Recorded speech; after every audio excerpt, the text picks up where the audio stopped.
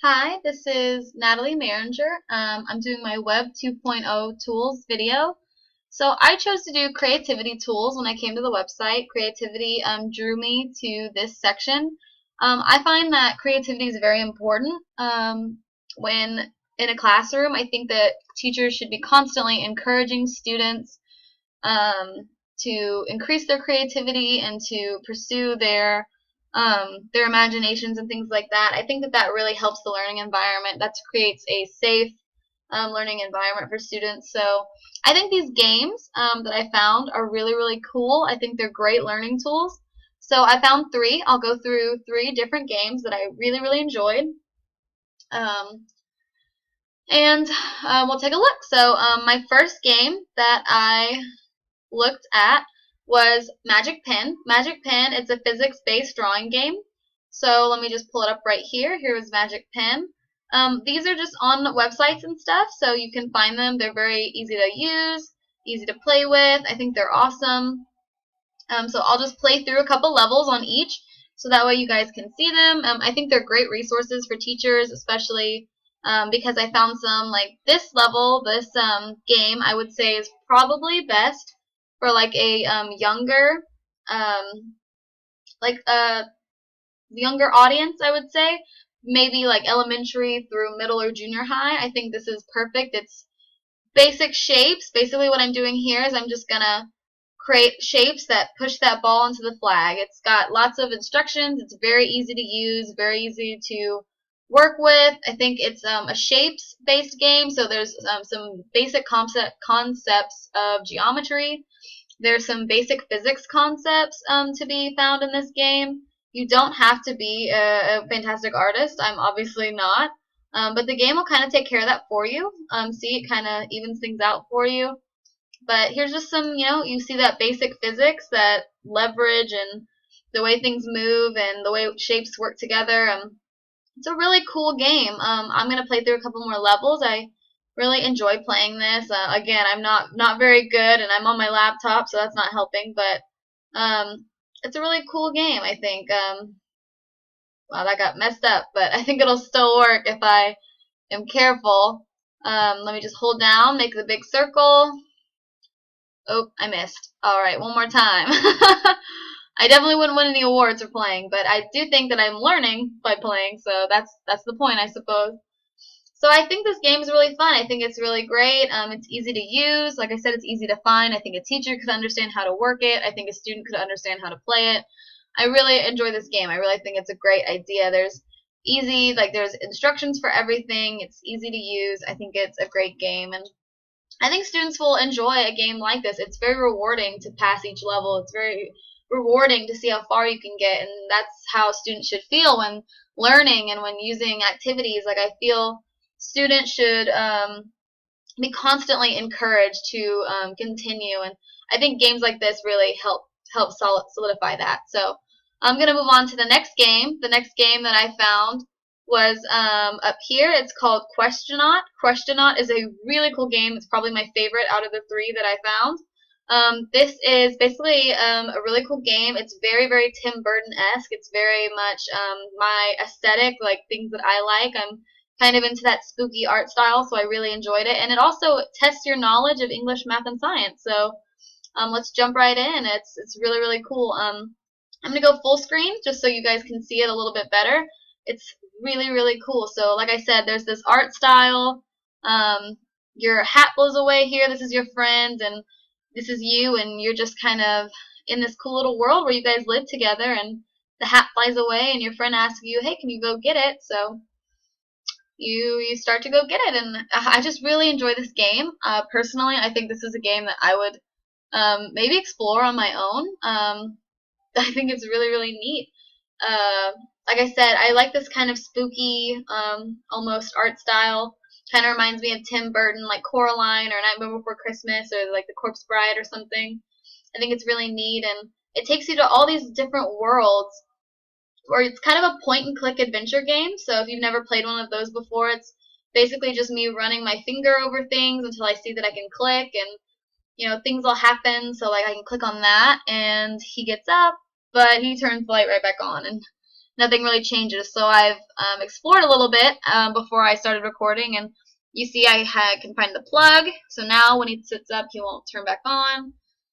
So then he's forced to kind of sit down and talk to me, and once he talks to me, that is basically the object of the game, is to get these questions. And so he's going to quiz me over literature and English and language arts, because that's what this level is. You can see the books. So basically the premise of the game is, dialogue is when you write down what people are saying. So I'm getting this air that he breathed, and it's going in my fuel tank. And once my fuel tank is full, I can go to the next level. So I have to answer all these questions correctly. There you go, answering all the questions correctly. If you'll give me some time, I'll try to do these without messing up. So you want to make a correct letterhead. It's great information, things like that. You want to try to get them as correct as possible on the first try so you can go to the next level. There you go.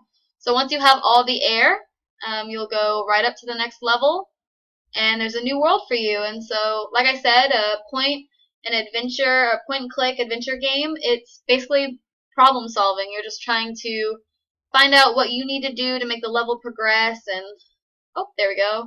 So I'm just running my mouse over these branches, and they're growing flowers. I'm guessing that's what I'm supposed to be doing. It's very, very cool. I love the feel of the game. I love the art style. I just think it's really neat. Oh, I made a little man come out. I guess he's probably going to be the one who asks me questions. And so, oh, this is numbers. This is probably a math level.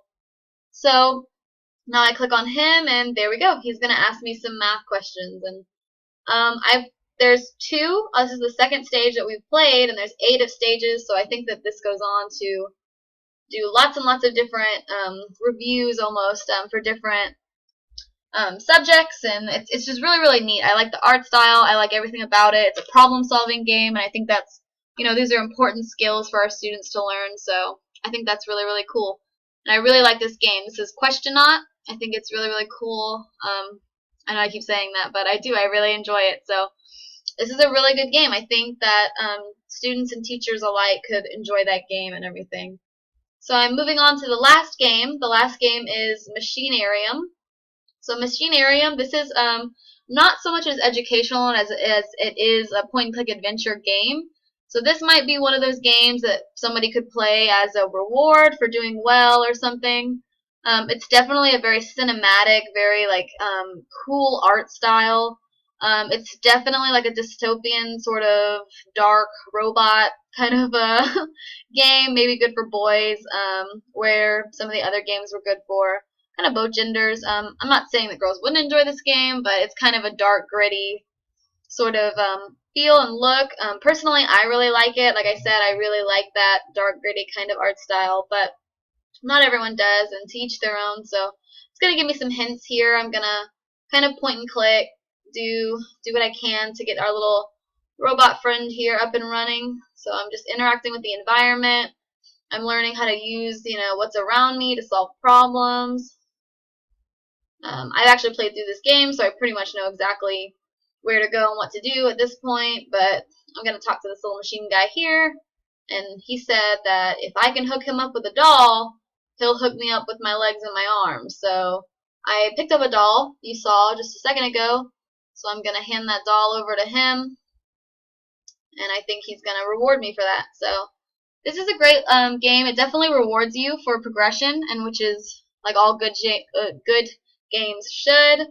I think it's really, really neat. I'm really, really into it.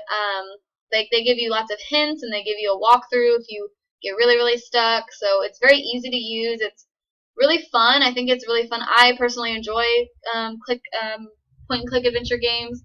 I think they're really neat. I think the mechanisms are really good. The game mechanics are very, very good. It's really, really fun.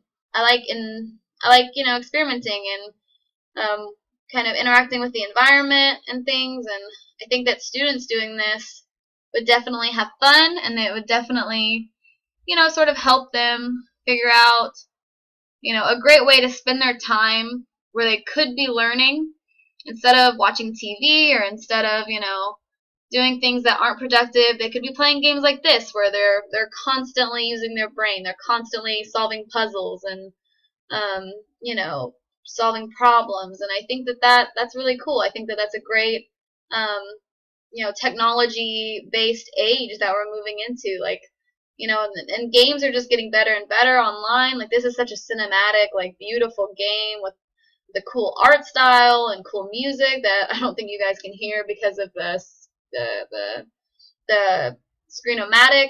I don't think it has music, but there's music playing. It's very eerie, but also very cool, and it's a great atmosphere. I think that maybe older students would enjoy this game. Question Not was kind of sort of like a medium, and then this game might be better for older kids because it is a little spooky. So looking at what we have had, like Magic Pen, I think was really fun. I think it's really interesting. I think maybe elementary, middle school students would really enjoy this game. And I think Question Not, maybe that would be better for middle school, junior high, maybe even high school as a review or something. It's, like I said, a kooky way, kind of a quirky feel to the game. And then again, Machinarium is very, very cool. I think maybe older students would like that a lot. You can just point and click. It's very simple. It's an easy game to play. I think teachers could figure out how to work it. It's very simple. I think that truthfully, like, these games are great learning tools. I think they're great resources. I think that kids would, kids, teachers, young adults, even myself, I've played through these games and I really enjoy playing with them, and I think that most students would. And I hope that you guys have enjoyed my Web 2.0 tools video. I hope that these are cool games that you might want to go check out and play in your free time, or maybe something that you could use in your classroom later on. I know that some of us are doing, elementary school. I know some of us are doing upper level, so just give them a try. I think they're really cool. Like I said, I think creativity is very important in the classroom. I think when you can capture a child's imagination and help them, be productive in their own way and reward them for their activity and their creativity, I think you're going to get a lot farther with them in the end, and they're going to learn a lot more. So thank you guys for watching, and I will see you later. Thank you. Bye-bye.